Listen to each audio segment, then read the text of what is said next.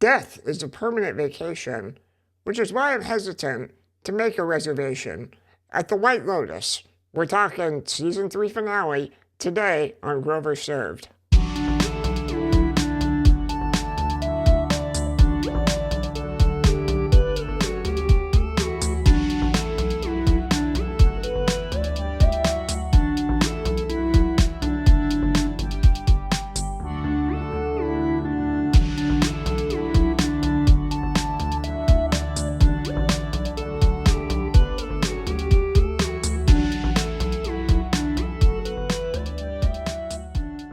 Hi, I'm Tanner Grover.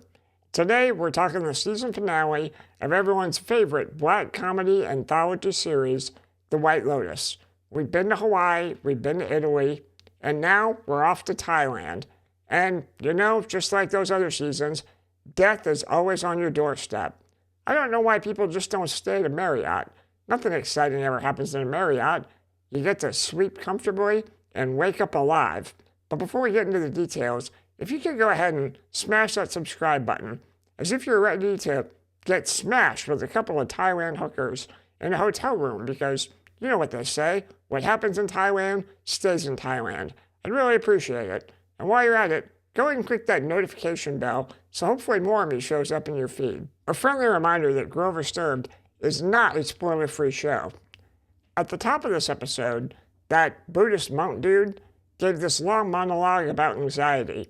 Now, I had a lot of anxiety headed into the finale, and ultimately, it left me a little bit disappointed. Perhaps I need to have a little bit more patience, but let's go ahead and break it down. Rick returns to the hotel from Bangkok to reunite with Chelsea. Chelsea's awaited to see him. She's been keeping herself occupied with Saxon, trying to educate him on the meaning of life by sharing these books of spirituality and sex. Saxon, of course, only tunes into the sex part, but she really realizes that Rick is her true soulmate. Their relationship is sweet, and together they embrace on the beach. Meanwhile, Gaitak is feeling conflicted as he recognizes Valentine and his buddies from the Muay Thai fight date he attended with Mook. On the one hand, he wants to turn them in and show her that he's a tough guy because she wants to date a tough guy. But on the other hand, he really wants to live this life of peace and serenity. He's just not cut out for carrying a gun and being a security guard. Piper and Lachlan return from the monastery, where it looks like Victoria's prayers have been answered. You see, Piper didn't have the best time. She didn't sleep very well, and believes that vegan cuisine might not have been organic. She feels a little ashamed of her self-indulgence, but Victoria says you shouldn't be ashamed of your wealth, which doesn't really resonate with their father, Timothy. He's already been fantasizing about killing his family members for several episodes. They've become accustomed to this life of luxury, and now it looks like he might have to add Piper to that list.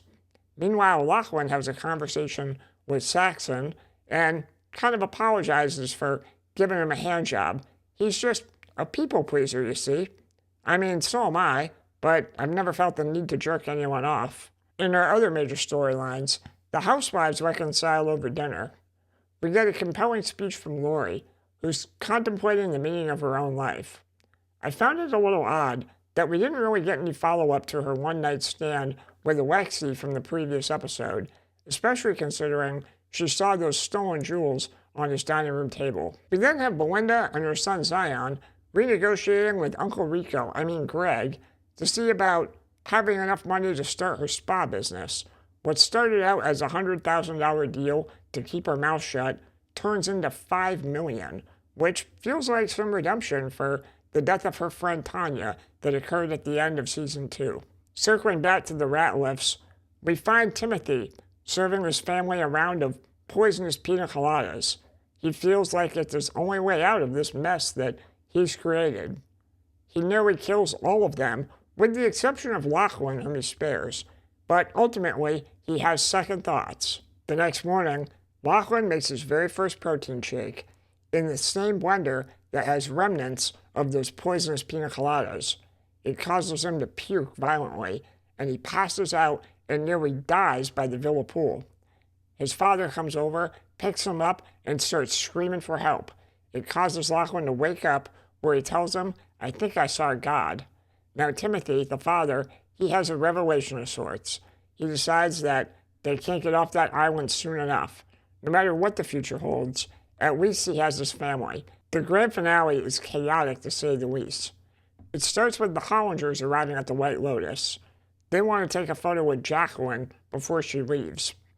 At breakfast, Mr. Hollinger confronts Rick about what happened in the previous episode. He explains to him that his mother was a slut and his father was a bad guy. He then flashes a gun. This doesn't just intimidate Rick, but it infuriates him. Tensions then heighten as both Rick and Mr. Hollinger are moving about the White Lotus campus. The Hollingers are looking for a good spot to take their photo with Jacqueline, while Rick is pursuing him, looking to put a bullet in his chest. You also have Mr. Hollinger's bodyguards, who are seemingly in pursuit of Rick.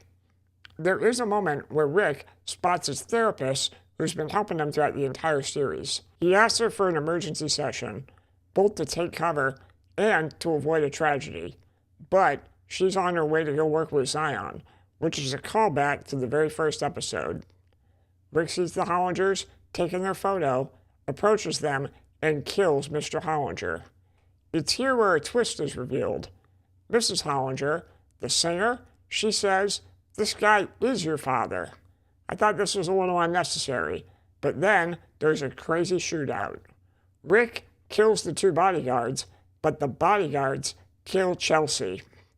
As he carries her body away, it's Gaitak who comes and, under the order of Mrs. Hollinger, puts a bullet in Rick's back and kills him. We conclude with a montage that provides closure for pretty much every major and minor character that appeared throughout the season, including Rick and Chelsea in body bags. The Ratliffs, Housewives, Belinda and Zion all leave by boat, forever changed by the events in Thailand. Cue Nothing from Nothing by Billy Preston, and roll the credits. Before I go ahead and rate this season finale episode, if you could go ahead and remember to subscribe, I'd really appreciate your support, especially if you like what you're seeing here. Alright, I'm going to go ahead and give it 3 glasses of wine. There are just some things with the characters that didn't make a whole lot of sense to me. I'll start with Piper.